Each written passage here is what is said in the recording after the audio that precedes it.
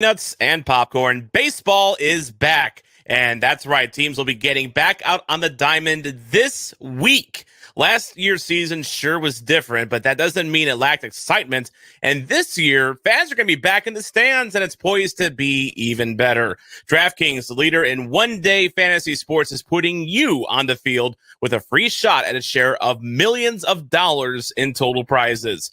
Now, if you haven't tried it yet, fantasy baseball is easy to play on DraftKings. Just pick 10 players, stay under the salary cap, and pile up points for hits, runs, strikeouts, and other categories.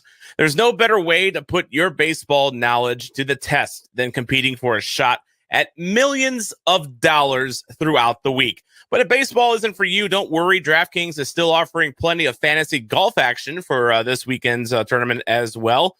I think Blues fans might think both might be better options lately than, considering how they've played.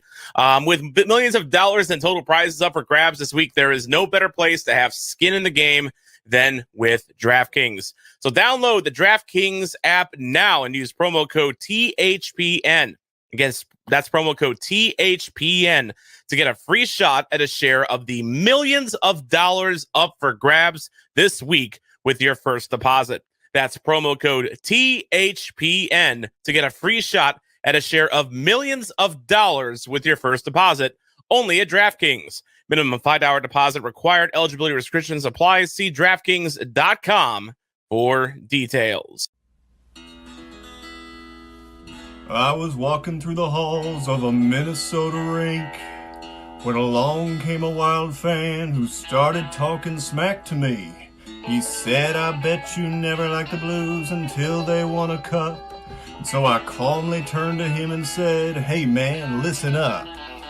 I admit it's pretty great to win Lord Stanley's prize, but listen, I've been waiting for this moment my whole life. Yes, sir, I'm a Blues fan. Yes, sir, I'm a Blues fan. Heartbreak's all I knew, man. That team from old St. Lou, man. Got a cup in here, 52, man. Give me a Let's Go Blues.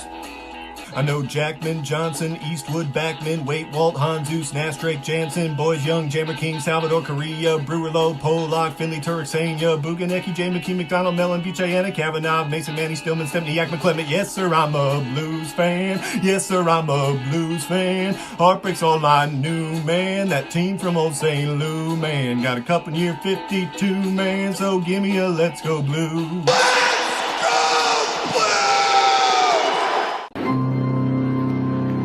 And now, the starting lineup for your Bluenotes podcast. Tom Franklin. And Blues Fan Reacts. Hello and welcome to Bluenotes, located on the best city on the Mississippi, the best in the Midwest. We've still got that Stanley Cup power, too sweet to be sour. And if you're still clueless, we are talking about St. Louis. This is your home for St. Louis Blues coverage on the Hockey Podcast Network. I'm Tom Franklin, joined as always for our mandatory midweek episode. Love these. With Mason, a.k.a. Blues Fan Reacts. How you doing, bud? Not too shabby. I got sheared today. I got a haircut. I'm like a little sheared. That's what my mom always told me. He said, you got sheared today. And you know what? I've said it. I'm in my 20s and I'm still saying it. Yeah, shout out to Jeremy A. Miller. What's up, Jeremy? Thanks for watching the show live on YouTube and Facebook. Actually, looks like you're a Facebook user. Of course, if you're listening to the audio version of this on Thursday, we stream live usually the day before, either Sunday or Wednesdays on YouTube and Facebook. So feel free to join in on the conversation in beautiful Blues Vision on the internet. So there we go. And by the way, I'm tempted to do a haircut myself. It's already pretty darn short, but with the way the Blues are playing, and I'm a little superstitious, maybe it's time to trim the locks a little bit. See if it forces a change. It probably won't. I like how you said locks. Yeah, locks. I mean, I showed you what I looked like 16 years ago with hair down to my shoulders, and I can't do that anymore. But the front half of my head has decided, you know what? Nah, no hair. We don't need hair. So there we go. But I am, if you are watching, you may be wondering what the hell I'm wearing. This is the Charlestown Chiefs jersey and hat. It is a homage to the movie Slapshot. And for one, the color scheme works. Great It's movie. still blue and yellow. All-time great movie. Didn't age very well, though. It really just like there's things in that movie. It's like if they put that out in 2021, that's like, front page, controversy material, Oh yeah, but that's what makes it a great movie, I think. I do too. And you know what? At least we still have those movies around, because surely today, if it came out today, it would be canceled pretty quickly on the internet. Oh yeah, for sure. Yeah. But by the way, Dan Ferris notes that you are looking like a hometown hero there, Mason. A little bit. I got that Pat Maroon cut going on. A little bit. Yeah. Always love Pat Maroon. Always, he's once a blue, always a blue. Definitely. Him. But I'm wearing the Chiefs getup today because when it comes to the Blues' recent play, there is a certain part of that movie that I think about. In fact, I'll just go ahead and play it for you. By the way, if you're watching this down the road and the clip's missing, well, that's because of a copyright claim. But we'll see if we can get away with it right now. Big rally yesterday. Big rally. We're losing! Teamwork, guys. More teamwork. They're burying us alive! Eddie Shore? Oh, piss on Eddie Shore. Old-time hockey? Piss on old-time hockey. You're ruining it! If that doesn't sum up the Blues right now, I really don't know what will. The blood coming down from the nose, the angry, executive. Yeah, it's that bad, basically. Yeah, I had a coach like that once. One guy to play with when you win. He's only fun to play for when you win. Oh yeah. I had that coach for my freshman football year. And he was fun when we won, but he was an absolute terrible, tyrant whenever we lost. Did I mention we went 1-9 the year that we played under him? So many pop-ups the following Monday after games. We were not very good. The Blues were actually, I mean, in terms of, talent level, the Blues were way better than us. We were just awful. And the next year I discovered that, instead of, playing like third string offensive lineman, I can go work at Emos and make money. Hey!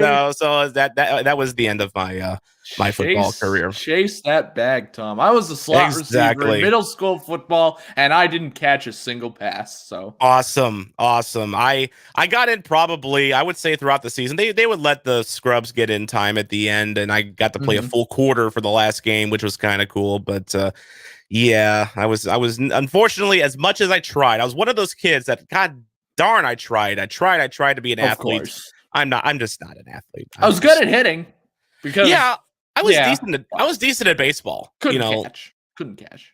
Yeah, I was decent at baseball. I was a very patient hitter. I probably led our league in walks, just because I would always wait for the right pitch. And then the final year I played, once I realized that Major League Baseball wasn't going to come calling for me, that's when I started just going for the fence every single time. And I hit a couple homers, but then I probably led the league in strikeouts. So there we go. Professional athletes here on Bluenotes. Totally. Oh, yeah. Just a quick heads up here. No Aloha commentary from Guy, by the way. He was a little bit tied up with his STL fan report project going on there. So no Guy this week. And then we won't have a live episode on Sunday coming up. Basically, it's Easter weekend. I'm going to be... I have like 3 different family members I have to see between Saturday night and Sunday at 3 different stops, each about an hour and a half away from each other. So it's just, I'm not going to be able to do a live episode. Wags, he works for Chick-fil-A right now, and it's spring break. And it turns out kids, when they're 16 to 20 years old, they don't want to work at Chick-fil-A during spring break. So basically, Wags is a slave this week, and he's working like 6 12-hour days. It sounds like an absolute blast. So Wags is unavailable, and I didn't even ask you if you had plans. I'm guessing you do, but yeah, have an Easter dinner with my grandma and my uncle. So there we go. So yeah, exactly. No way. I wasn't even gonna bother messaging like, hey, I'm not available on Easter, because who is really available for Easter and ever? Unless you're sleeping in your mom's basement and you're playing Xbox. We may take an informal inventory of THPN podcasts, for that Monday and see which one's live and which ones are Memorex, which ones are recorded. We will be recorded for the most part. I'll come on, and it's just going to be audio. We're not going to do video. It's just going to be audio, because we're going to replay an episode from last year right as the start of the pandemic hit. Back when, do you remember how you were feeling and what you were thinking when everything started shutting down and you're thinking this is the end of the world? Do you remember how you felt? I still feel that way, Tom. I still feel that way. It never left. Yeah, I'm feeling better about it, but the initial panic was definitely real. By the way, King Angus, what's going on? Thanks for tuning in from beautiful Canada.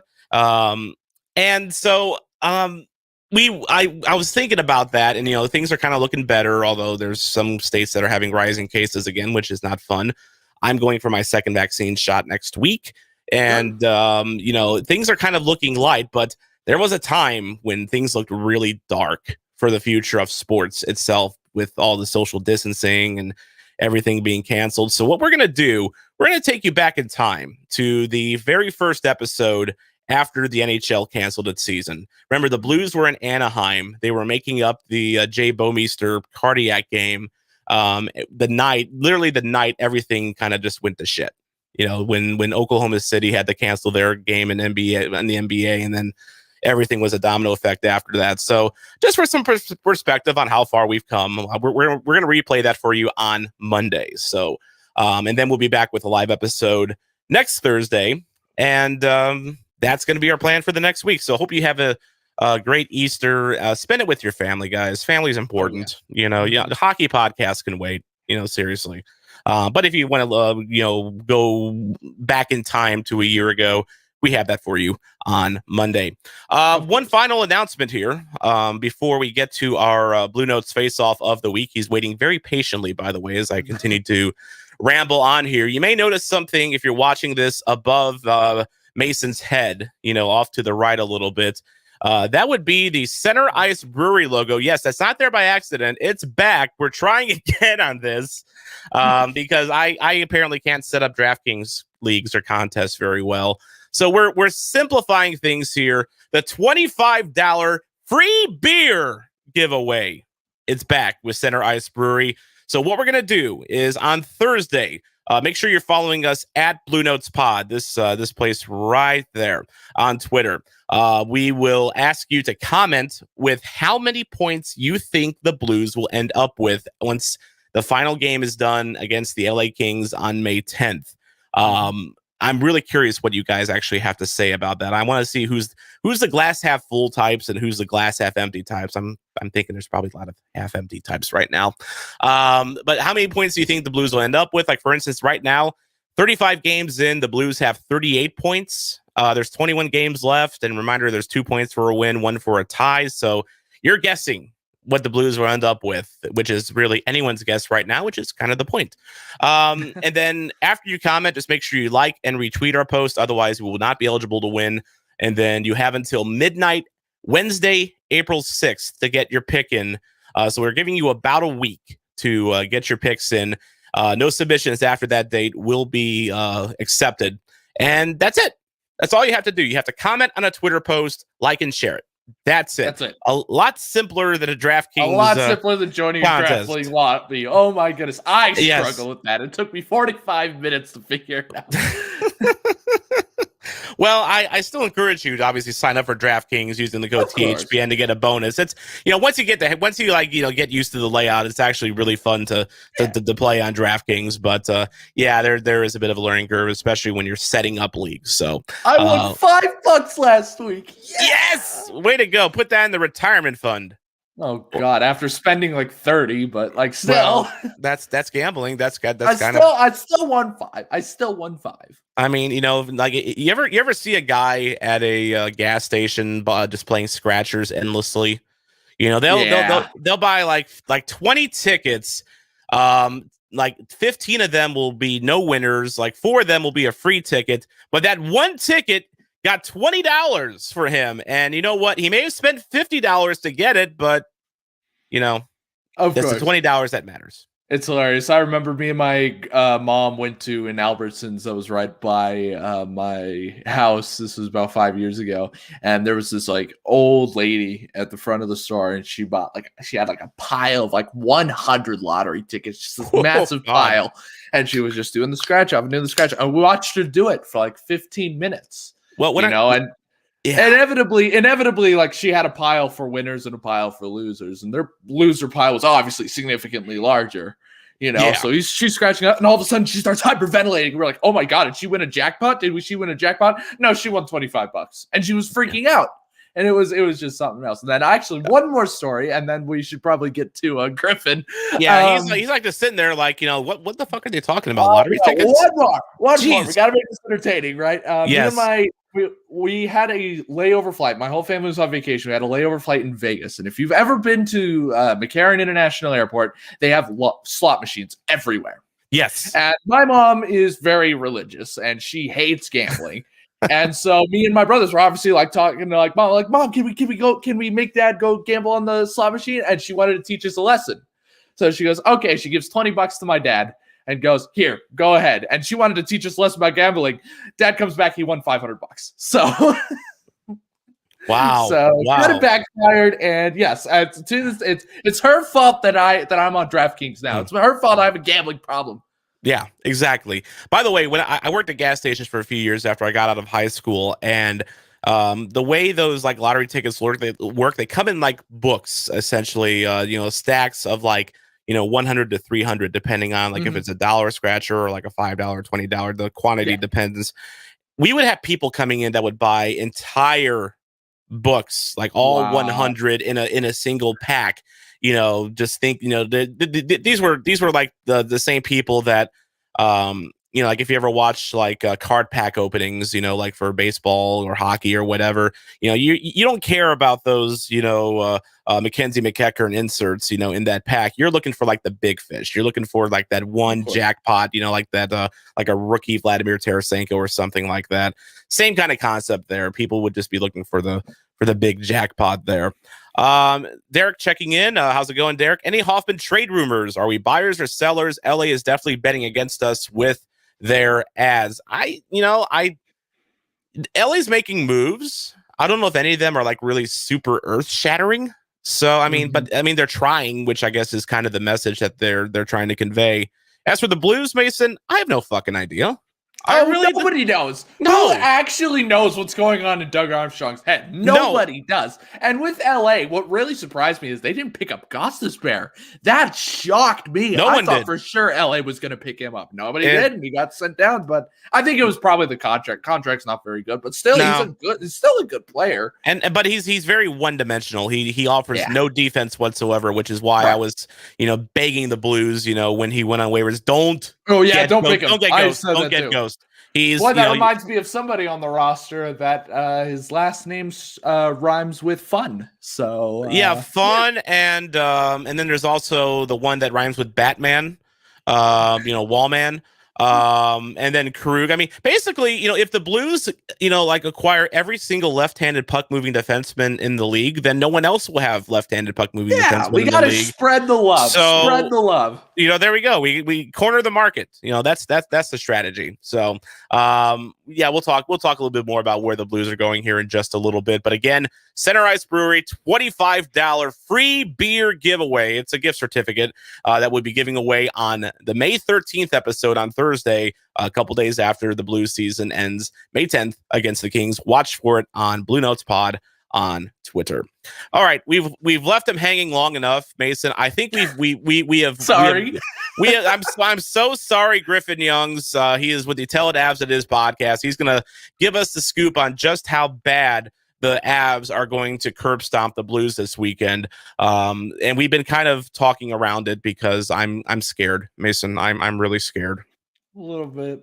Yeah. Hey, he's a homie. All right. He's a homie for us. I'm on the podcast out of the goodness of his heart. All right. Exactly. We're going to welcome him in with open arms. We're not going to mention the 8-0 loss. All right. We're just going to get that out of the way. That's not happening. If you do that, we're kicking you out. Okay? Yeah. All right. Anyway.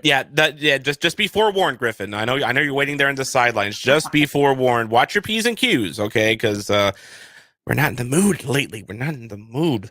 All righty. Let's do this. Our Bluenotes face-off of the week. Griffin Youngs, fan-sided NHL reporter and Tell It Avs It Is host. It's the Bluenotes face-off of the week.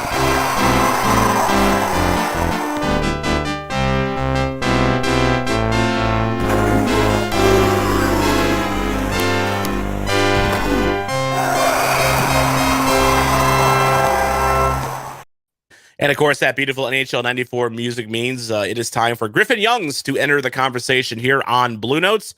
Griffin, how's it going, bud? I'm doing pretty well. I'd ask how you guys are doing, but I think I got the gist of it so far. Oh, God. Blues, Here we go. I'm not drinking. Having a super fun time. No, it is not. It is not a super fun time. So we have Center Ice Brewery to help us cope right now, Mason.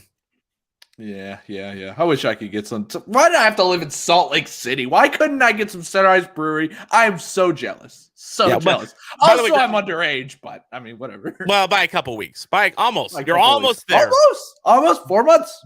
Day by day, hour by hour. I remember when I turned 21, it was like this, my age 20 year was like the slowest year ever, just because you know what happens when you're 21.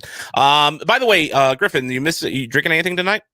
Like Mason, I am also 20 years old, so unfortunately, no. But I do have a nice, refreshing glass. Well, I'm the old geezer of this show here. I'm here in my mid-30s. As y'all youngins are drinking Coke Zeros, and go to bed, Grandpa. Take your meds, Grandpa. Let's go to bed. Matlock's on. Alrighty, Mason, go ahead and kick us off. I'm still coping. Oh, of course. Well, if we're going by points, right? Colorado sits second in the West with 48. 1 point behind Vegas. The Avs are the highest scoring team in the West, 118 goals, and second best with 78 goals allowed. Just 78! I wish the Blues were that good. I mean, aren't we negative? What are we, like negative 11 now after the last game? We've allowed about as many goals as the Avs have allowed. It is like within a couple goals. It's just ridiculous. Let's face it. Your Avs are going to Your Avs are going to smash us. It's going to smash us worse than Tom Wilson encountering Oscar Sundqvist on a blindside hit in the middle of the ice. I mean, tell us we're wrong. Well, please. There is. Let's face it. These are back-to-back games. One of these games, Philip Grubauer is going to be playing, and the other game, Jonas Johansson is going to be playing. So, who? Exactly. the statistically worst goalie in the league, apparently. Worse than Ville Husso, apparently. Wow, and that's saying something because Husso's been kind of yeah. We've got one of those too, and you'll be probably seeing Husso one of those games as well. So maybe my point is completely moot and we'll be even. But so I'd keep an eye out for the Avalanche's starting goalies for one of those games. If Philip Grubauer is starting, my advice to both of you is maybe just ignore the game. Do something else for a few hours. Do something else. Go for a drive. Like there's some good stuff on Netflix right now, isn't there? Like in good faith, I cannot advise you guys to watch that one with how the Blues have been playing. But for the next one, if it's going to be Jonas Johansson against either Binnington or Husso, that could be some high scoring hockey.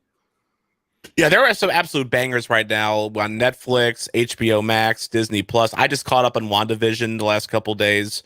That show's a freaking head trip. But very well done. I recommend anyone check it out. But you got to kind of know what's going on in the Marvel Cinematic Universe for that. So again, we're talking about things that are not hockey here because we're anxiety ridden right now as Blues fans. I get it. You guys are having a hard time right now. I'm here to help you guys talk it out. Everything's fine. Everything's fine. It's okay.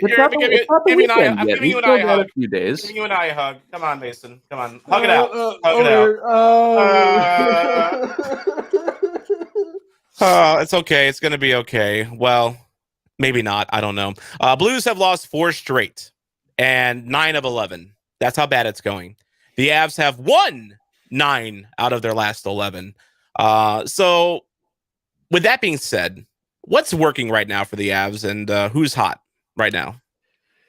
Who's hot? I mean, Philip Grubauer's playing at a Vezina caliber pace. That certainly hasn't hurt. It also hasn't hurt that the 2 losses that are even mentioned there are 1 shootout loss, 1 overtime loss, and our last regulation loss came at the very first game of the month, or I'm sorry, the next week after that. It's been, I think, 3 weeks since our last regulation loss. Grubauer has certainly helped. I remember coming on this show earlier in the season or before it started saying that one of our biggest concerns would be Grubauer and his health, and it's been incredible. He's played out of his mind and even better than I could have ever thought. And honestly, the top line outside of Mikko Rantanen, who's been almost leading the league in goals, hasn't been crazy hot. McKinnon's been a point per game, which for him is pedestrian. But it's been a lot of our depth guys, especially in this last recent stretch. A guy like Jonas Donskoy has scored at a blistering pace. He's at about 12 goals for the season. He's shooting at about 30%. And the real storyline with this Avalanche team right now is their defense and just how incredible it's been. And it's been the reason that they are actually winning these games, because we've seen Avalanche teams, and not just the Avalanche, teams around the league that have these high-powered offenses that can't keep pucks out of their own net. But if you look at the Avalanche's defense, like if you were to go to Evolving Wild and look at the expected goals against over 60, the Avalanche lead the league in expected goals against, meaning they don't give up quality shots at all or a quantity of shots. They're above even Dallas by a wide margin. And if you look at just expected goals for in general, the Avalanche lead that category healthily as well. Guys like Kayle Mccarr have dominated since coming back from injury, and really the emergence of Sam Girard this season as not just a top pair guy, but a guy who's even entered the Norris conversation. And the fact that we don't just have Kayle Mccarr in that conversation alone is absurd. And then even if you take those two out of the equation, you still have the addition of Devon Toews, who has been the absolute perfect puzzle piece. Absolute steal for you guys. Oh my goodness. He's a Blues killer. Yeah. Just the perfect trade for Joe Sakic in the offseason. I think his best since the Matt Duchene trade. And you still pair of seconds, right? Yeah, 2 seconds, this second and the year after. I mean, hopefully those are going to be very, very late seconds. So that's almost it probably will at this point. point. Oh yeah. But yeah, I mean, there's a lot clicking right now. I mean, the top line and the second line, they alternate between, I wouldn't say invisible, but sometimes ineffective. And when they do that, the depth can step up a lot. And when the depth is ineffective, it seems like the star players step up a lot. But the defense has been the most consistent. And just getting the addition of Mccarr has been excellent as well, now that he's back from injury full time. Absolutely. And by the way, Derek commenting, wow, that Avs record. I wonder what that feels like. Because I even imagine. I don't even know anymore. I really don't. I'm sure the Blues have been on. I'm sure the Blues have been on this type of run before, but I don't remember. It's been that long. You kind of forget what it's like after a little while when you start, like, because okay, so let's rewind a few weeks where in that early portion of March, I'm on one of my episodes and I'm like, the Avalanche are inconsistent. Up until this point streak and this winning streak, up until they lost a shootout to Arizona to break the winning streak, they hadn't won more than 3 games in a row more than once this season. That was back in January. And so there was the occasional stinker here and there. And now we haven't lost in almost 3 weeks. We're gaining at least a point every single night. And just this Avalanche team is firing. Yeah, it's a hell of a run you're on. So, like, you know, the trade deadline, of course, is coming up, and, you know, you would look at a team like the Avs and think, oh, you got everything you want. You don't need to go after anything. Do you think the Avs make a move at the deadline? And can it please be for Taylor Hall so we can stop answering questions about who the Blues will be giving up for Taylor Hall? Sorry, Diamond Dez, it's a legit question, but Mason and I want no part of him. Nope, sorry. What do you think? When it comes to Taylor Hall, at least, that ship has definitely sailed with Colorado. I see no move like that, or even on that scale. Because the Avs were in on Hall last year, right? I believe they were one of the finalists. I believe them and Nashville, outside of Buffalo, were one of the finalists. I believe the Blues were as well. But the Blues have kind of flirted with Hall for like it feels like forever now, but they've never really taken that next step in the relationship. So. Thank God. So instead of getting Taylor Hall, Colorado went out and traded for Brandon Saad instead. And Brandon Saad's been consistent. He's on a bit of a slump right now, but there's no need for a top 6 forward. As for what the Avalanche can do, they went out and traded for Jonas Johansson a few weeks ago, which he's played 1 game so far. And coincidentally, they lost that game. Take from that what you will. But from what I've seen, just specifically from Elliot Friedman, that the Avalanche might be in that goalie market still. It depends on the health of Pavel Francouz and when he is going to be coming back. But I wouldn't be shocked if they don't make a move there. Really, what I see happening is just like tweaking around the very edges, just getting a few more bodies in here. I don't really think you need to alter the lineup that much. I think maybe you just add NHL bodies just because of the amount of injuries we've been dealing with this season, like especially on our defense with losing guys like Mccarr and Byram seemingly consistently. Just like another warm body on defense that was fine to be a seventh defenseman if the team is completely healthy, because goaltending outside of the backup goaltending is fine. Grubauer's obviously been spectacular. No need to make a move there. There's no need for an addition in the top six.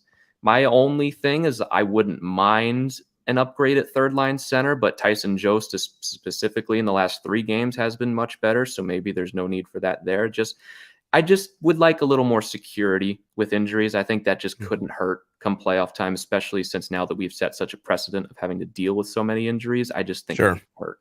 Before we get to your question, Mason, I will say that if the Blues continue to play poorly, which is highly possible because they have like the gauntlet coming up, with Colorado, Vegas, the bulk of Colorado, the bulk of Vegas, the bulk of Minnesota, like 7 of 8 games that they'll play this year coming up. If the Blues become sellers, Mason, I could see a guy like Tyler Bozak, maybe being dealt at the deadline. If he wants to get that cup again, he might come out and say, hey, I would like to go to a contender. It's my final. He's a pending unrestricted free agent, so that's key. But maybe that would be someone if you're looking at a third line center. Bozak's been very solid for us, in that role. You don't expect him to be a superstar, otherwise you'll be disappointed. But he's just been a very solid 2-way center for us. Maybe he'd be a guy that Colorado would look at. That could be very interesting. I believe Bozak makes $5 million, correct? So half of that retains 2.5. I would have to do all the cap math and everything there. Well, we need defense badly. So like if you have like a spare defenseman that makes maybe more than the minimum that we might be interested in taking that back as an offset. Maybe Kayle Mccarr, we can drink. Yeah, if you take Kayle Mccarr, we'll take Devin Taves for Bozak 1 for 1. I feel like that's fair. Yeah, I mean, you never know, right? Expiring contract for superstar defense. You got to keep it reasonable, right? I appreciate the thought, Mason. Of course. That would work. Always looking out for you. Yeah. Although I don't know if Leafs fans would want to trade Tyler Bozak for Devin Taves because Bozak's kind of a legend up there. So no, maybe not. No. Nah. That you know how Leafs fans are, Mason. Oh yeah, we know. Reasonable. We know. Least occasionally. Excuse me. Reasonable. Very, very, very reasonable people. Yes, absolutely. So Mason, you're up next. Definitely. If you were to tell a Blues fan what the biggest story going right now for the Avs is, what is it? Because we don't know anything about Avs hockey. We're too focused on being sad. We're too focused on being sad in our own team. We'd like to know what it's like what good stories are like on other teams. So please just I guess make us happy? Yeah, happy time. Happy time. When it comes to the Avalanche, there's not really one specific story that has dominated recently. Obviously, negativity will always rise to the top. So goaltending, the backup goaltending has definitely been the brunt of the conversation. It gets magnified by a ton when Grubauer is not playing. It's all you see if you go on Avs Twitter. It's how we need better goaltending. We need to go get another goalie. This guy sucks, whether it is Jonas Johansson or when it was Hunter Miska. And I'm sure if Adam Warner comes in at some point as well, it will be him. And on a more positive side, it's just now that the Avalanche are playing consistently and just barely, well, not barely, they're beating a lot of the teams they should be. I mean, just barely losing to Vegas the other night for their first real loss in a little bit. I mean, it's just, things have been kind of rolling right now. There's not been a ton to complain about. I've seen some people talk about Nathan McKinnon, and maybe there's still more to give for him there. And it seems like something that's popped up more recently is the Grubauer extension, since he's going to be an unrestricted free agent after this season. And I'm sure you guys can give us some insights on goaltending extensions. Yeah, right, Mason. Yeah, we're optimistic about that 6 years, $6 billion. You and Wags were saying, "Oh, that's a wonderful deal," and I was here saying that's terrible. I mean, I guess in a few years, but I think I'm right on this one, Tom. Okay, I've gone from positive to neutral on it. I think better days for Binnington are coming up. Keep in mind, he's got to play behind a Blues defense that has basically gotten rid of every people mover, on the roster and has replaced them with smallish, puck moving types that apparently don't move the puck very well because they can't get out of their own zone. Yep. Not that I'm bitter about that or anything, but no, yeah, never. yeah. I don't know a lot of goaltenders that would have a lot of success right now in the NHL playing behind the Blues defense as it currently stands right now, Mason. Yeah, that's probably true. That Thatcher Demko deal though, made us look like idiots, didn't it? 5 year, $5 million. And you know what? I think if you asked a lot of fans, who would you rather have, Thatcher Demko at 5 and 5 or Binnington at 6 for 6? I think they'd want Demko. I want Demko. Oh my god! Do you want a younger goalie at a cheaper price for one less year, or do you want an older goalie who's less good, who's also more expensive? I mean, Binnington's only, I think he's 27, so he's not like he's over the hill. 30. He's approaching 30. No, he's not that old. Nah, I think wasn't Demko like 23, 24? Oh, hang on, 25. No, you're right. 28, 27, yeah. 28. So it's not the worst thing in the world, but yeah. And then Demko, I think I know Demko's still very young because he's always a guy I go after in my EA Sports NHL franchise modes. He's 25 years old, so bright future ahead for that kid. Absolutely. Absolutely. So let's game back to the Blues and Avs. We have to, because we have you on the show, so we have to talk about that. If the Blues have a snowball's chance in hell at forget a win. I was going to ask you, if they have the chance of getting a win, getting a point out of this series, is there anything that the Blues can exploit from Colorado? You mentioned the backup goalie for you, Johansson, for you guys is not very good. But is there anything else that the Blues could target? I'd say you got to get lucky, honestly. I mean, one question. He's not wrong. He's not wrong. No, I'm laughing because he's not wrong. One question I explored on my show after our set against Minnesota, where we outscored them 11-1, is how do you beat the Avalanche when they play like this?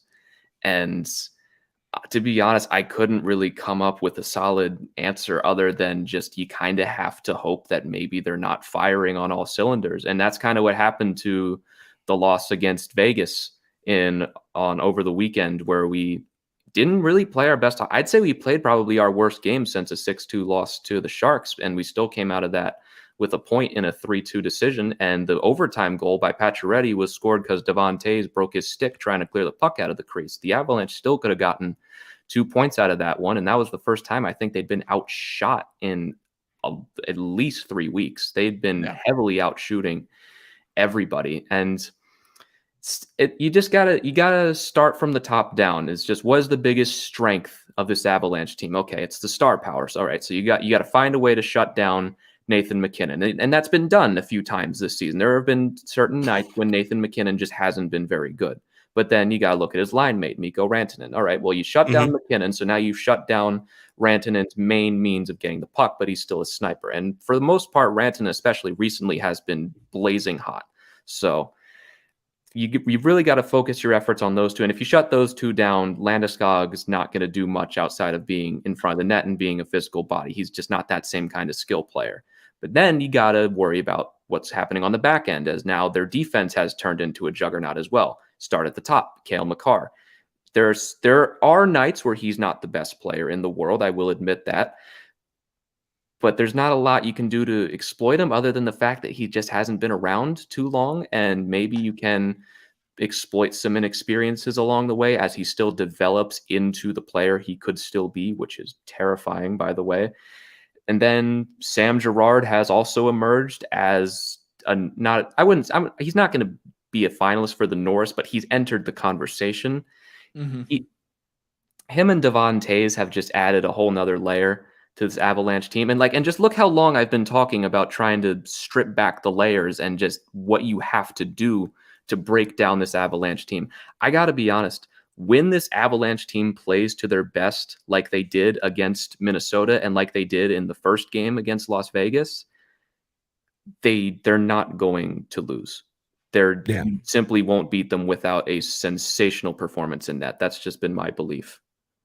Well, Derek points out that, of course, the Blues have been ravaged with injuries this year. Like they were down, I think, two full forward lines at one point, and like half of their, six starters on defense were out like at the same time.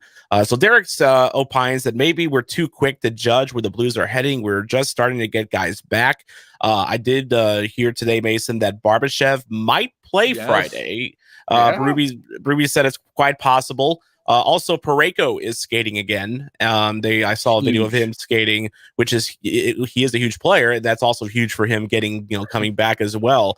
Because you want to talk about people movers, there's old Parayko for you. But Ruby mentioned that's a kind of a different situation than Barbashev, so he might still be at least a week or two out. The issue with Parayko was with his back. He's basically been playing with a bad back probably for a while, just kind of based on how he's played. Yeah. And you could tell, and something had to be done about that. So it was actually, it was a couple of vertebrae, right? That was, yeah. So that's a situation obviously with backs you want to be very, very delicate with. So, hopefully we see Parayko at some point, but if the Blues are in the swoon and, all they're going to be competing for is the right to get clapped by, Vegas or Colorado in the first round, maybe you just sit him for the rest of the year in Mason. Yeah, definitely. I really think so. I mean, you could tell that this defensive core it's not the same without him. We're losing so much, not because of, especially the last 3 games, we're not losing because our offense isn't firing, because if you look at it, we are out shooting so many people. We're out shooting these guys by so much.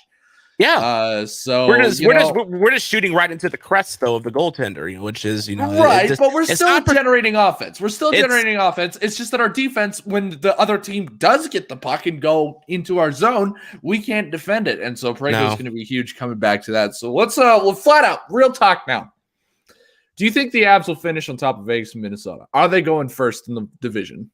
I believe they will, yes, but it really comes down to this final series at the end of April between the Avalanche and the Golden Knights, because we have very similar schedules heading down the stretch, and the difference right now is 1 point and 1 game in hand for Vegas on both sides. They have 1 point on us and 1 game in hand, and we gained 1 point on them in that last series, and unless they just go on a cold streak, it's going to be tough to pass them. It's going to come down to really those final 2 games, because when you look at our strength of schedule, if you go to tankathon.com, they have a good strength of schedule measurement. The Avalanche have the 4th easiest schedule left. They have 2 games against Vegas and 2 games against Minnesota. And unfortunately, the Blues didn't register on that, despite the fact that we have 6 games against them, because you guys aren't done with me after this weekend. Yeah. I know. Well, we have the hardest. We arguably have the hardest schedule. Number 1.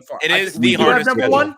Yep. Okay. Yeah, I knew that. Hardest schedule in the league. And that's, I was going to ask you guys about that in a little bit, how you feel about that. But to finish my point, I do believe that the Avalanche are going to finish on top. I predicted them to finish on top at the start of the season. They haven't gotten there yet, just because they started a little slow and Vegas just grabbed the lead and hasn't relented yet. But I think by the end of the season, we'll just barely eke out Vegas. I'm not saying we're going to run away with it, but even then, like, something I've been thinking about the last 24 hours or so is, does it really matter all that much outside of the second round? I mean, having home ice in the second round is going to matter.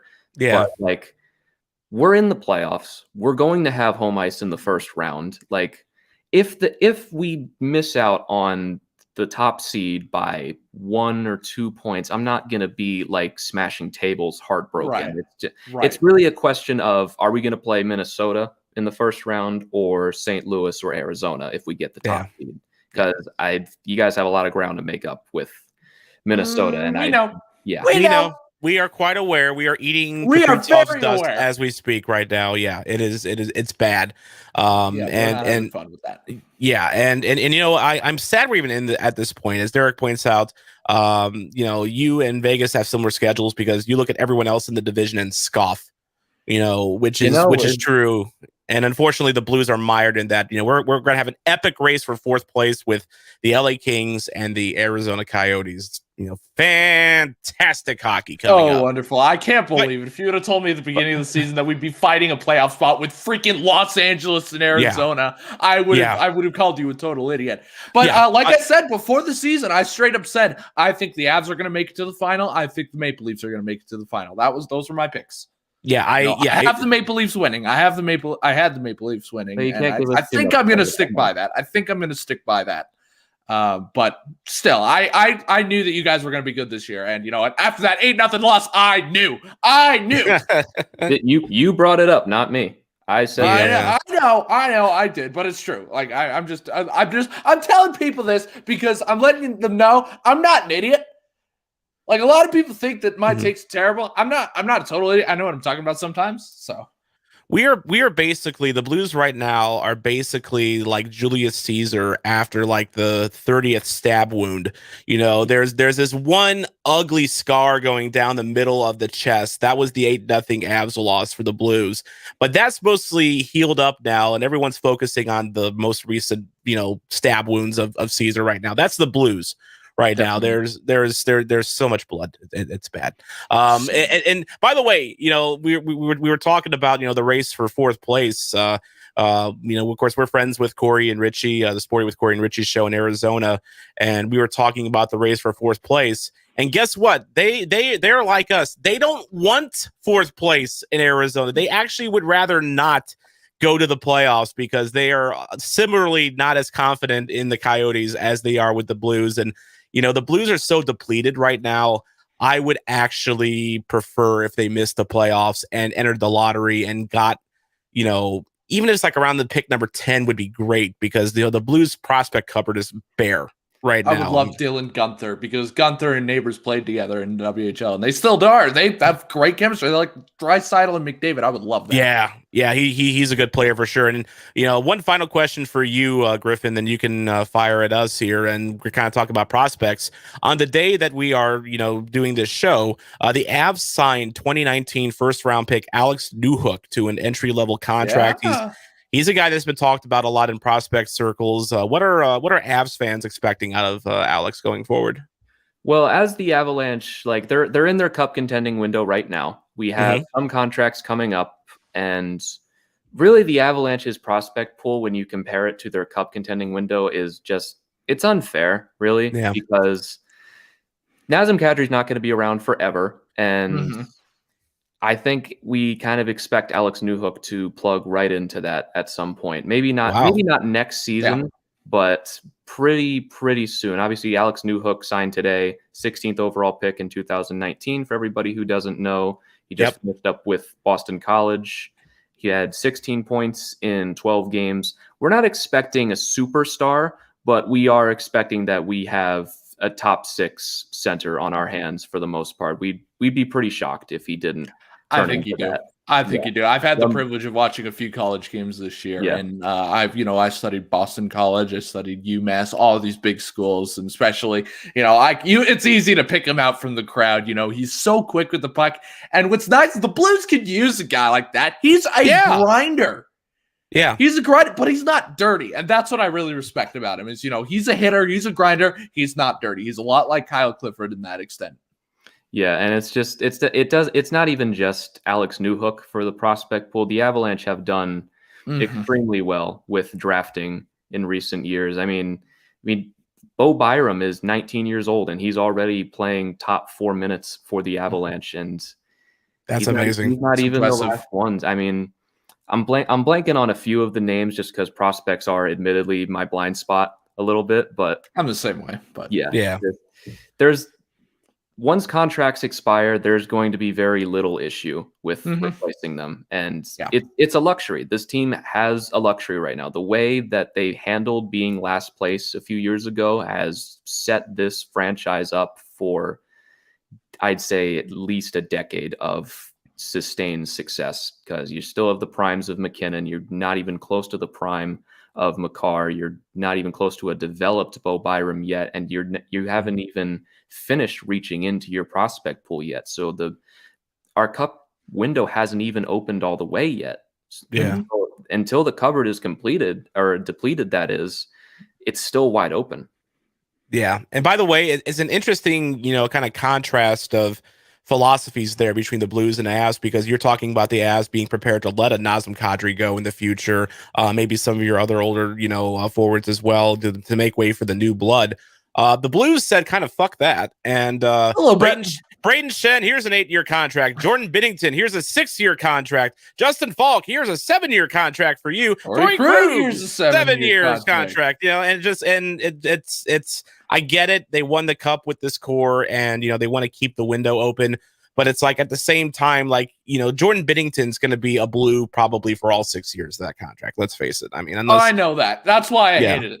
Yeah, I knew it. I'm starting to come to grips with that. But he's going to be there at the expense of youngsters like Colton Ellis, who we had, on Bluenotes a couple weeks ago. He's just this is a goaltender that just set the all-time career shutout record in the QMJHL at 18, which is unreal considering the QMJHL is an offense slap happy league. Right. And of all the juniors. Season record. Didn't he set the season record as well? Single season record. Yep, he got the single season record as well. Phenomenal talent. Blocked by Binnington.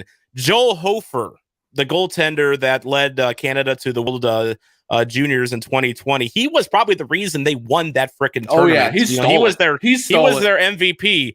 Now he's blocked by Binnington. It just to me, it just feels like, Mason, I wish the Blues you hate to see, the favorites go, I know Braden Shen's becoming a favorite. I'm actually the Shen contract I'm okay with. I think he'll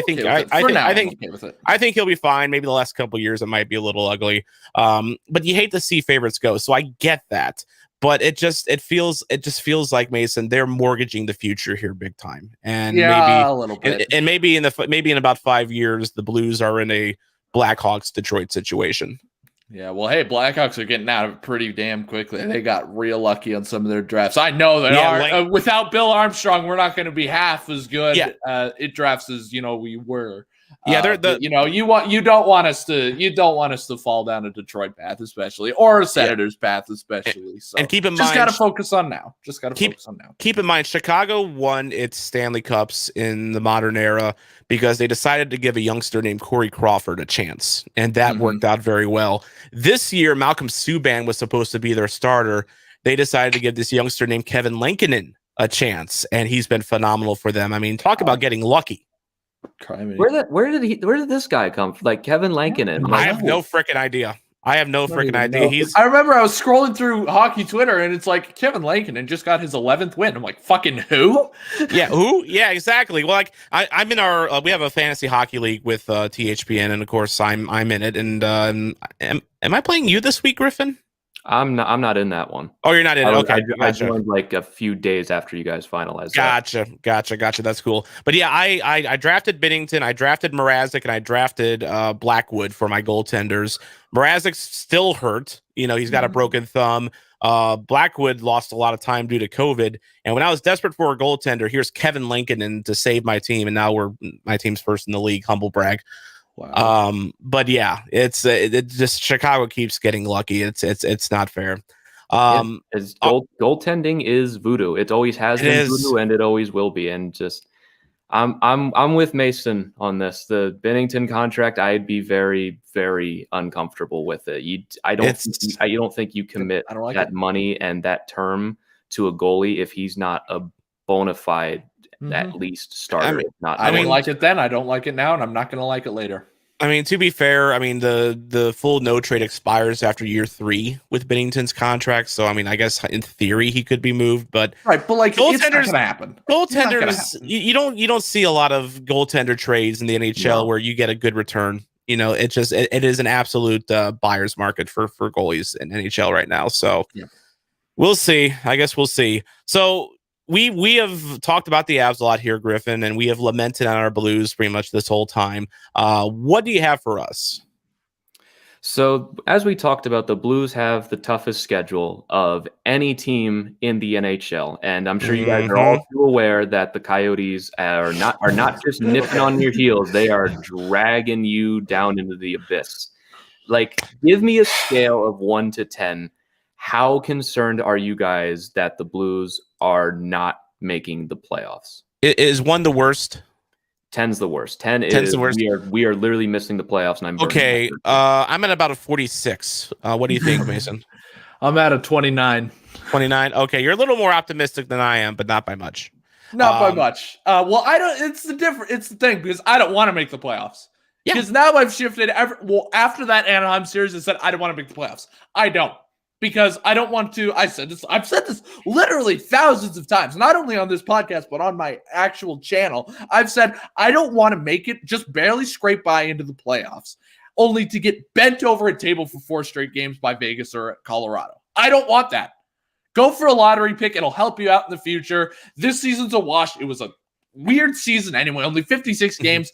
It's not, I don't think it's a real season. Of course it's a real season, but like not really. So if we tank, I don't care. Like if we lose every game the rest of the season, I don't really give a damn. Yeah, we've been beaten in the chops this year.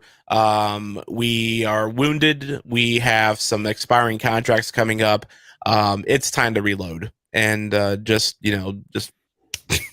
this season here. I think that's what they need to do. I'm with Mason on that. You guys definitely picked an interesting draft to do that without all the high end talent in the top 15, like we and no scouting years past. And like no scouting. Yeah, no. It's going to be a weird draft because you're basically going off past reputation and like elite prospects essentially for this draft. Pretty much. Yeah. So with St. Louis, like this has been what's fascinated me so much. Like what happened? Like what's the problem here? Because I've kept up with the Blues and like, okay, they're not competing for the top spot. Okay, maybe that was to be expected with how good Vegas and Colorado are. But all of a sudden, I'm checking again, and now they're slowly starting to fall behind Vegas. And then all of a sudden, I take a look at their last stretch of games, and I'm like, have they won any? Like regulation wins? Hello? Paging? Like, oh, March 3rd was the last one. What the hell's going on here, guys? Like, what's the biggest problem? Want to say it together, Tom? Yep. 3, 2, 1. We don't know. We don't know what's going on. It's so many things, and yet you can't put your finger on one thing and say this is the obvious problem right here. You can suspect Craig Berube and kind of maybe how he's handled Mike Hoffman a little bit and some of the other players, because Mike Hoffman's a third line player on this team. Mike Hoffman is not a third line player for a lot of teams, and yet Berube just doesn't like the guy. I think I really honestly, after watching Hoffman, I kind of don't blame him a little bit just because Hoffman's so one-dimensional. But give the guy at least a little bit of a chance. I mean, he's getting a chance now. He's on the top 6. I saw that. And he is. So hopefully that turns into something. But if it doesn't, I want him out. Like, I'm not kidding. I love Mike Hoffman. I made so many videos. My 2 most popular videos on my channel, besides me freaking out the Jake Allen trade, was Mike Hoffman's a St. Louis Blue. I love Mike Hoffman. I was like, Blues fans have been wanting this for years. Now they finally got it. Let's do it. Now I'm starting to realize why they didn't sign him, because he's just not the right fit. If he doesn't work out in the top 6, I say trade him. Hoffman's a guy that you need to set things up just perfectly for him in order for him to be effective. There's a lot of setup that involves with him from other players besides himself. Like I respect that Mike Hoffman practices safe social distancing on the ice by avoiding any other opponent, at least 6 feet or more. Because if there is an opponent within that 6 feet bubble, he's useless. He's worthless. Yeah. But if he's wide open in the Ovechkin circle, he can clap it and he can score. That's his rep. But yeah, it's just, he's not my favorite type of player. And, at the same time, I think he deserved a better chance, from him. And, he just, if you're going to sign a guy whose one thing that he can do is shoot, maybe utilize him, so that, he's in better positions to do his thing, because he's not going to help you on defense. He's not going to be a playmaker. He just shoots, damn it. And that's all he does. And the Blues have not really utilized him the best. So that's one issue. Other issue, injuries. Like I said earlier, we had at one point, 2 full forward lines, of like our opening. If you look at our opening day lines, half of that was injured at one point. And then like 2 or 3 defenders were out at the same time as well. We have had, to play guys like Sam Annis, who the hell is Sam Annis? Well, he was up with the Blues. He is a real person. You made that up just now. Dakota Joshua. No, real guy. I never even heard of Dakota Joshua's name before the season. I didn't know who that was. And then he comes in, scores a goal in his first game, and it becomes like literally one of the Blues' most consistent enforcers. It's so weird. It's so weird. Dakota was just kind of like a AHL filler guy they signed last year back when they had San Antonio as their affiliate. He played all year in San Antonio, and he was just a guy. He was literally just a warm body to put in the AHL that maybe could be a fourth liner someday. He comes up and plays for the Blues, and he knocks Ryan Reeves on his ass. The first game against Vegas. That earned a lot of respect. We call him we call him the killer here in St. Louis for a reason, man, because I like his style. He may have earned an NHL role with the Blues. I mean, at the very least, as maybe like another Mackenzie McEachern type of fourth line grinder that splits time between the ice and the press box. But yeah, you've had to fill in with guys like that. Jake Wallman, who at one point was a prospect, and we're seeing why he's not a prospect. He can skate, he can shoot, and he can't do much else. That sounds familiar. Who else just shoots and skates? Oh, Hoffman. Yeah, but he's basically the defensive version of Hoffman, which is not good. Not good. Yeah. Vince Dunn, I think, has regressed this year. Oh yeah, hardcore, and it's to the point where the thought of losing him to Seattle would have been just unfathomable at the beginning of the season. You would have in theory protected him over Justin Falk. Definitely. In that draft. Now Justin Falk, we love Justin Falk. We love Justin Falk. He is the Justin Falk of 2014. When he was when he was great for Carolina. He's been amazing. He's making that contract look good. You couldn't have told me at the beginning of the season that he makes that contract look damn good. He actually does. It is absolutely remarkable. He's not the problem on the Blues defense, not by a long shot. Guys like Jake Wallman, Vince Dunn, they're the problem. And so you're probably exposing Dunn at this point and saying bon voyage to Seattle. And you know what? Fine. Definitely. I wouldn't shed any tears over it. Well, what if we start talking about the good things in it? Because there's a lot of good storylines in this. Such as? For instance, Kayle Joshua. He's a great story. I love him. Tarasenko's back, and he looks amazing. Tarasenko's been unbelievable. That's another story. Like, if you're talking about what's a big story with the Blues besides the fact they suck, it is the fact that Vladimir Tarasenko, I feel confident saying he's back. Yeah. He is the Tarasenko. He's not the Tarasenko that showed up last year for the round robin and the first round of the playoffs. Tentative, not sure of himself, kind of, maybe lost a step or two. He's back to the Tarasenko of old. So that is such a relief, because we were also talking about exposing him to Seattle at one point. We were just such and the theory would have been, okay, he's damaged goods. Seattle wouldn't take him in his contract. But now I think if you expose Tarasenko to Seattle, they'd be all over that shit. Oh, they'd take him just like that. Oh yeah, no question. Yeah, no question at all. They'd take him. He's back, and you know what? I will say this: Braden Shen is quickly becoming not my number one favorite Blue, but like my number 2 or 3, just because he can do a lot of things for you. He can play all over the forward line. He mostly plays center, but he's been playing a little wing lately.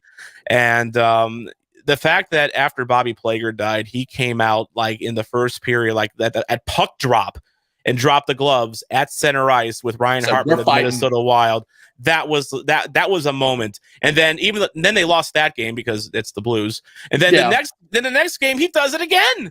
Yeah. Like I don't think it was right at face off that game, but it was like very early. 15 seconds in, drops the gloves. It's just, he is a heart and soul guy. And honestly, Mason, I'm kind of wondering if maybe he was the better choice for captain. No. You don't think you're not ready to? I'm still on the O'Reilly trade, because Braden Shen, he's good. He's good. He's a 200-foot player, and he does everything. He's definitely assistant captain material. He doesn't quite have the leadership role. You don't hear about Braden Shen in practice helping people with their game. Ryan O'Reilly does that. Yeah, Brayden Schenn that doesn't is do true. that. It's not who he is as a person, right? Yeah, And there's not a knock on him or anything like that. But I mean, he's assistant captain for sure, and he's definitely earned it. He is certainly he's not a captain material, unfortunately. Maybe he is on some other team, not on the Blues. Ryan O'Reilly was the best candidate, in my opinion. I'm glad that they chose him. Another great story, and this one goes unnoticed by a lot of people. Kyle Clifford. yeah, insane. He has been surprisingly good for us. Like, he's scored goals like it's 2014 again. It's been a little bit of a drought right now, but other than that, he's been great. He's hitting right now. He's still being the enforcer. He's still getting on people's nerves. He is quick.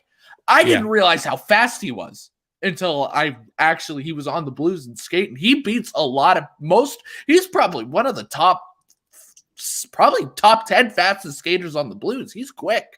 But maybe even top 5. I mean, he's been top 5. He's been a surprise because when the Blues signed him, they signed him to a cheap 2-year deal in the offseason. I think he makes like $1 million per year. Contract. And at the time, I was like, what are the Blues? Yeah, I was like, what the fuck are they doing here? Because they have so many grindy McGrinders, that can fill the fourth line. I mean, half of them sit in the press box and half of them play on the ice. That's how many they have. And you're adding another one. What the hell's the deal here? But seeing Clifford on the ice, he'll give you a big goal, I mean, he's surprisingly clutch.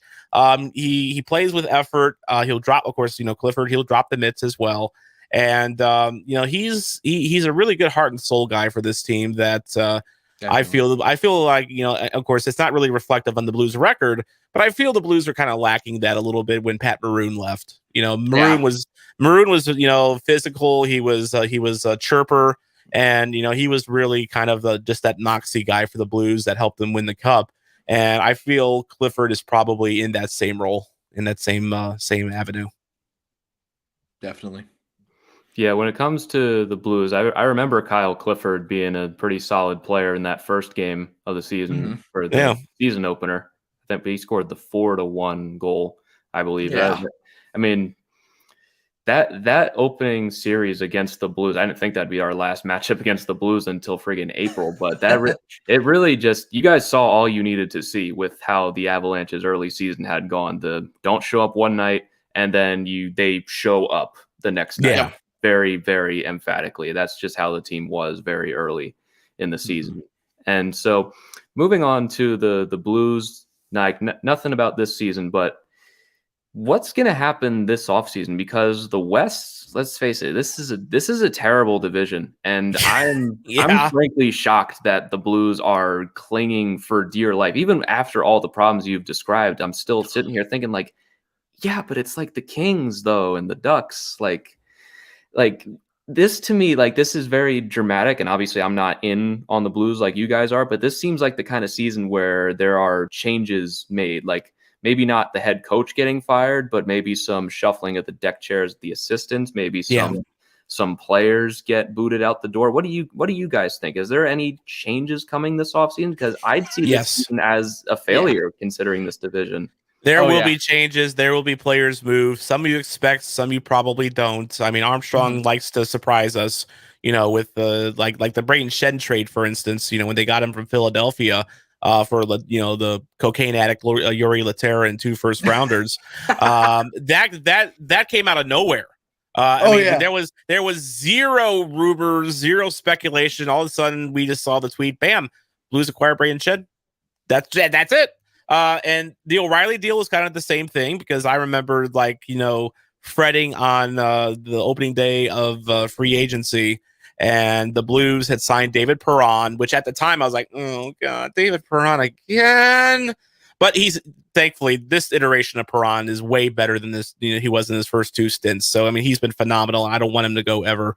They signed Tyler Bozak, who was, oh God, this is our number 1 center. Jeez Louise, Tyler Bozak for $5 I really million? like that signing. Actually, I really liked it. It's turned out fine. I was a fan of that one when that broke. It's turned out good. I will say that Tyler Bozak's been perfectly fine in a third line role. Having Tyler Bozak as your third line center, that's like premium right there. He's a second line guy on a lot of teams. Maybe not anymore, but at the time he was. And then a lightning bolt, from the heavens comes down later that afternoon when Pierre LeBrun says, hearing Ryan O'Reilly has been traded to the St. Louis Blues. I lost my shit over that because... Well, I said, no, when that broke out, I'm like, we traded Tarasenko, didn't we? To get him. Yeah. And then I saw, and it was 3 third-liner. It was 2 third-liners and a fourth-liner. So then a first-round draft pick, and I was like, okay, we're going to do good this season, so I don't care about that. And a second-round draft pick, and I'm like, Doug Armstrong, hello, are you okay? I loved everything about the idea of Ryan O'Reilly before he was a Blue, just because of the things you read about that. He's the first one at the rink, last one to leave. He puts out max effort. He's a good teammate, great. He, as Mason pointed out, he helps out other players. He can score, he can play make, he wins faceoffs. He's like a Swiss Army knife, for a center, and that's what the Blues needed. And when the trade, when LeBrun announced it, it wasn't known for at least another 20, 30 minutes who the Blues actually gave up for it. So you're thinking, wow, they got O'Reilly, but they had to give up someone pretty nice for that. Not really. Well, I was happy. The only piece of that trade that I was sad to see go was Sobotka because we just went through all that cage. Well, I was done with him. Well, I really liked his speed, is why I really liked him, and all that KHL drama, and it was like him coming back, and I was like, I'm so glad Sobo's. That's the only one that I was even semi-sad to miss. For one, worth noting, Sobotka is no longer in the league, and that's because when he was a moxie guy for the Blues before he went to the KHL. He was a spark plug. He was actually very popular here in St. Louis just because of the way he played. Then he goes to the KHL. Comes back, but his cojones don't make it through customs, and he is just a shell of what he was before. He was not the same player that he was before he went to the KHL. So you get rid of his, I think he was making $3.5 million contract. You get rid of Patrick Berglund's $3.8 million contract, that was bad. Which I couldn't stand Patrick Berglund after a while because 6'4", 220-pound centers should not be as soft as a Charmin teddy bear. Okay. Yeah. And he was soft. He was so soft. He wasn't a scorer. He wasn't a playmaker. He wasn't particularly great at faceoffs. I don't know what the hell he actually offered to the team after a while. He was a guy who rallied the troops. That's it. That's about it. Great. He's a great guy, but I'm not going to do it. He's a great teammate, but can't play hockey. You're a great teammate. Here's $4 million. Splash. Yeah. No. Yeah, pretty much. No. It was a bad contract, and the fact that that Doug Armstrong was able to get the Buffalo to take those two and not take a Jordan Kyrou or a Klim Kostin in that trade, and only have to really give up another first-round pick, that was like the ultimate Jedi mind trick that he played on Jason Botterill, or either that or he sent Luca Brasi from The Godfather to handle negotiations. Either your brains or your signature end up on this trade deal. Okay. Yeah. So it was a fantastic trade. And, I said what I said earlier about Schenn, maybe being, a captain candidate, and that's fair. But, Mason's right. O'Reilly is, such an intangibles guy, and he does so much, just as a leader. His personality is just perfect for a center. And I know that might be, a bit damning for a lot of Avs fans that are listening right now, because, of course, Ryan O'Reilly was a Colorado Avalanche long ago. And I often wonder what Avs fans think of Ryan O'Reilly now. When it comes to Ryan O'Reilly, I mean, that's just such a part of ancient history for this team now that we consider the team that we have built now. I mean, I was thinking about Tyson Barrie the other day, and he hasn't even been gone that long. And I still consider him part of the old era of the Avalanche, where just defense was less of a thing. And I think the thing with Ryan O'Reilly is that opinion of him soured a lot in Buffalo. And he literally wanted to quit hockey. He's like, I don't like hockey anymore. He gets moved to St. Louis, instantly wins the cup, and is the Conn Smythe winner. And now he's considered one of the best, or at least the best defensive forward in the league, if not one of them. I mean, he won the Selkie that year as well. He won the Selkie that season. He was a finalist next He year. had he won all the trophies that year. He had to buy a completely new trophy case. He won the Jennings too. He won the Jennings. He won the Selkie. He won the Conn Smythe. Won the freaking Stanley Cup. He won everything. I mean, imagine going to the awards show that year, winning like all those awards, and then trying to hop a plane and having to check that through security. Yeah, just don't be careful with my 4 major NHL awards here. I hope you can fit it on the plane. It's a bitch to go through customs, I bet. I know. I'll bet it is. So, anything else for us, Griffin? I mean, just basically, I was wondering what you guys were thinking about the trade deadline. You guys kind of answered this a little bit earlier, but like sell. Yeah, I was gonna ask, like, do you guys? Is there anything that can be salvaged this season at the trade deadline by buying? Like, obviously, I know you hate the Taylor Hall rumors. No, Taylor Hall. Say no to Taylor Hall. Yeah. No, say no to drugs and Taylor Hall. He did nothing to help Arizona. He did nothing to help Buffalo this year, although Buffalo is pretty helpless, just in general. He did nothing for next to nothing except for New 1 Jersey. year.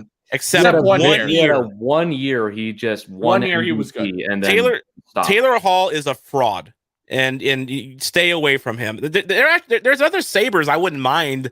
The Blues, taking a kick in the tires on. Of course, Rasmus Dahlin. I mean, he's been terrible for Buffalo this year, but I think he's young enough to where he can be salvaged. Absolutely. Of course, there's Jack. That's what people on the outside are saying about Vince Dunn, though. Yeah, and let them say that, and let them give the Blues something pretty for him, because I'm ready to move on from Vince Dunn. Yeah, me too. I want it first. Keep in mind, we have Scotty Prunovich, who's basically Vince Dunn 2.0, only he actually plays defense. So yeah, wonderful. Yeah, so we really don't need Vince Dunn anymore. That's right. And he is the one guy I will say though that if the Blues are selling, I think they will definitely listen if anyone wants to take a stab on Vince Dunn. I'm sure that, I mean, despite his issues here, he's still an analytics darling. Everyone in the analytics community loves him.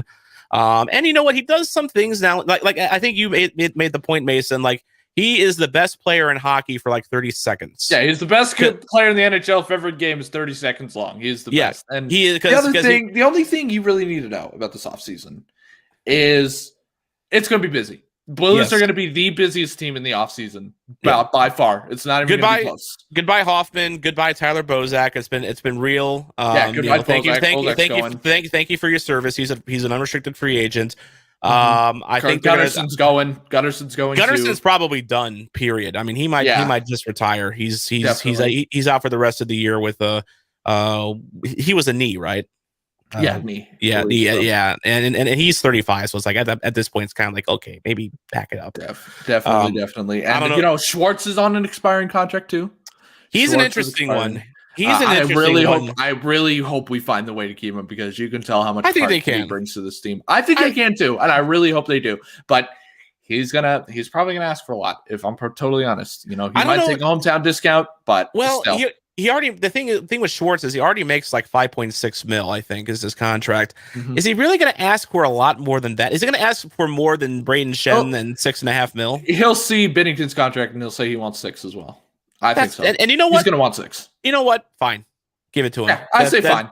Schwartz is again, like we talked about Ryan O'Reilly's intangibles. Schwartz is also kind of an intangibles guy. He's very good in the locker room. He does a lot of things well. He's kind of a jack of all trades, forward. Definitely. He'll score a little, he'll pass a little, he'll play a little defense.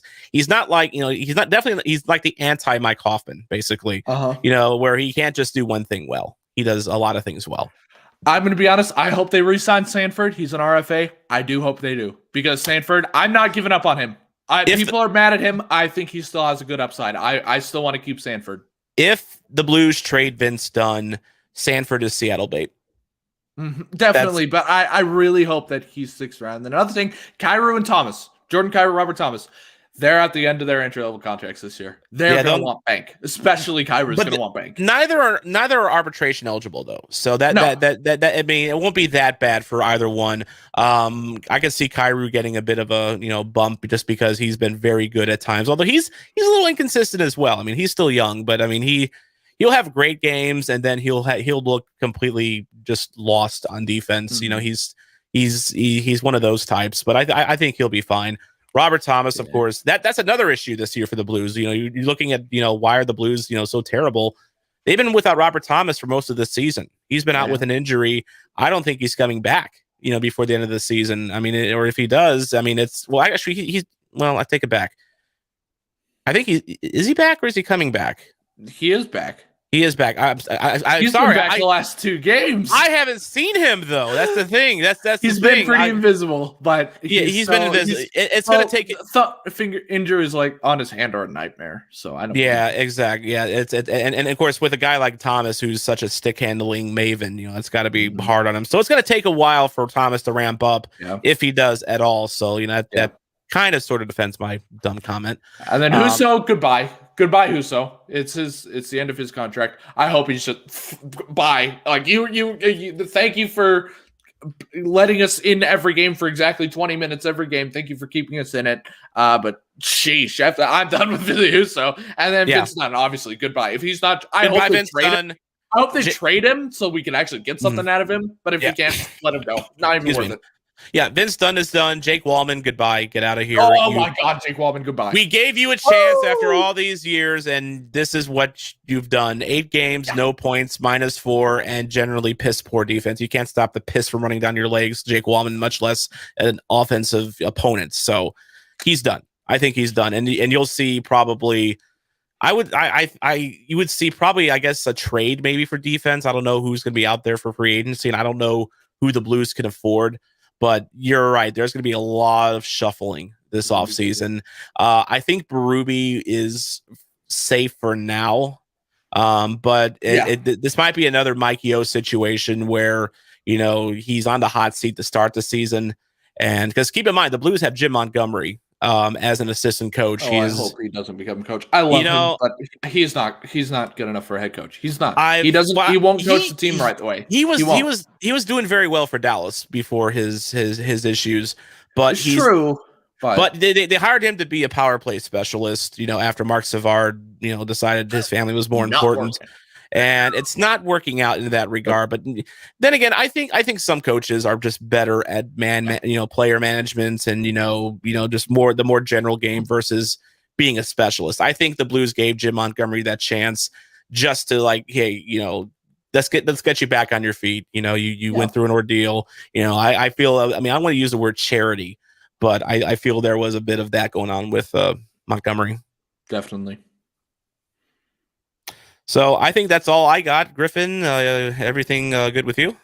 Yeah, I think in Avalanche land, things are pretty solid right now. But I have to be a little envious about one thing. I think you guys are one of the few teams in the league right now that actually have interesting games to watch towards the end of the season. Interesting, more like Xanax popping, in levels of fucking nightmares is what half of our games acid are. trip. Hey, that freaking 7-6 San Jose game of the year, season game of the year. It had everything. It had a Binnington freak out. It had, a lead and then a loss, then a lead and then a loss, then a lead and then a loss, then a lead. Like literally each team had the lead 4 separate times. And it was ridiculous. It was ridiculous. It was just, that's a game people will remember for a long time. Like the Blues come back against Toronto where they scored 5 goals in the third period and ended up winning in overtime. That's a game. The 7-6 game is going to be one people remember for a long time. Yeah, that unfortunately they 8-0 lost to Colorado, but we don't talk about that. We're not going to. I can. Do you guys want me to bring that up again? You know what, Griffin? You have been a fantastic guest here on Bluenotes. Wonderful, just wonderful. I think that's all the time we have. Where I got a hot dog appointment. In a few hours, so I better get on the road for that. And I need to go pick up my Xanax prescription. I got a bunch of stuff. Oh yeah, you got to keep that on constant supply as a Blues fan. Absolutely. Yeah. Alrighty, Griffin, where can in reality, where can people find you and anything percolating for Tell It Avs It Is? Yeah, so you guys can find the show wherever you get your podcasts at Tell It Avs It Is on Twitter, Apple Podcasts, Spotify, new episodes every Monday and Thursday. portions of this episode on the Bluenotes will be part of the next Tell It As It Is episode that will be coming out tomorrow morning. I think I've got plenty of things in the works in terms of guests for the next little while. Not going to spoil anything yet, but I am pretty much preparing for the playoff run right now. Basically, what I was trying to say with the playoff thing for you guys is that I'm getting kind of bored, if I'm being honest. I don't think I could take 82 games. And I know how bad that sounds, but I don't think I could take 82 games of this season. Like, no, there are 16 playoff spots, and I think 14 of them are already locked in. And pretty you guys much are fighting for one of the two spots. So in that case, I envy how much you guys are going to have to pay attention to the regular season, because that's a bad thing. We have to watch this. But it's 21 more games. Not that we're counting. We have to watch 21 more games of this. That is a bad thing. I don't know what you're talking about. And they're not against, the California teams that are supposedly beatable. So, Exactly. I mean, you guys need to watch some high quality hockey, even if it's not the Blues playing high quality hockey. And basically, me and Avalanche fans have to wait basically a month for things to really get answered. And man, I was thinking about this yesterday. They might not even get answered until after the first round. We might be talking second round until any questions can even be answered. So yeah, totally fair. 56 games of this season, I think, is enough. I think it'll be interesting for the Avalanche down the stretch to see how they match up with St. Louis, just because we haven't seen them since literally the beginning of the season. And I mean, who knows? Maybe the Blues are a good match for us. We haven't seen it yet, but you guys basically defined our entire season. So yeah. Well, this is why you play the games. You can't play the games on paper. So maybe the Blues have a miracle in them. We'll see. By the way, speaking of miracles, you mentioned guests on your show. We've teased in the last couple of weeks that we are working on Joel Hofer for Bluenotes. He is currently with the Utica Comets in the AHL. And I almost didn't want to even say anything because you don't want to jinx yourself. But I thought, okay, we were told we were going to get Joel Hofer after he finished his quarantine period in with Utica, and right after he gets out of quarantine, Utica has a COVID issue, and now they're not playing hockey. And they've told us that until they're basically back playing and back practicing, no interviews. So the Joel Hofer saga with Bluenotes continues. We will hope to have him soon, but stupid freaking COVID. Tom, you jinxed it. I know. This is wonderful. Because that's the worst thing that's happened this year with. By far the worst thing. It's so terrible. It is so terrible. God, I wish it was the worst thing. I really would. I really do. Alrighty, well, that's gonna do it for this episode of Bluenotes. Again, Monday, because we all of us have family obligations for Easter weekend. We will be digging into the Bluenotes vault and taking you back to the very beginning of the pandemic. The episode right after basically the world went to hell. So it was fun listening to it this week, and I thought, you know what? It's been 1 year since then. It'd be fun to kind of look back and reflect on that. So we'll be doing an audio only episode on Monday on Bluenotes with that historical piece. So tune in for that wherever you get your podcasts from. But in the meantime, that will do it for Bluenotes. I want to thank you for listening and watching, because without you, there is no me, there is no Mason, there is no Griffin Youngs, and there is no Hockey Podcast Network. I'm Tom Franklin, reminding you to not be a chump. And Mason, play to the whistle. A reminder that you can follow Bluenotes on Twitter, Facebook, and Instagram at Bluenotes Pod. I'm the voice of the Blues, Tom Calhoun. Jeremy Boyer, play us out.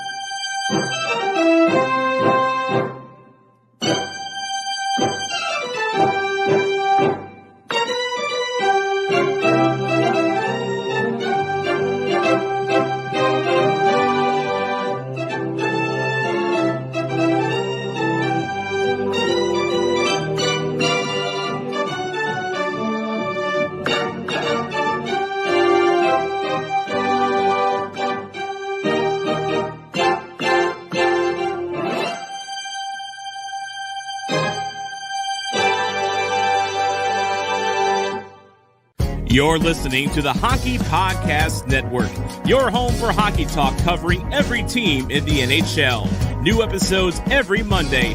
Download at thehockeypodcastnetwork.com or wherever you get your podcasts from.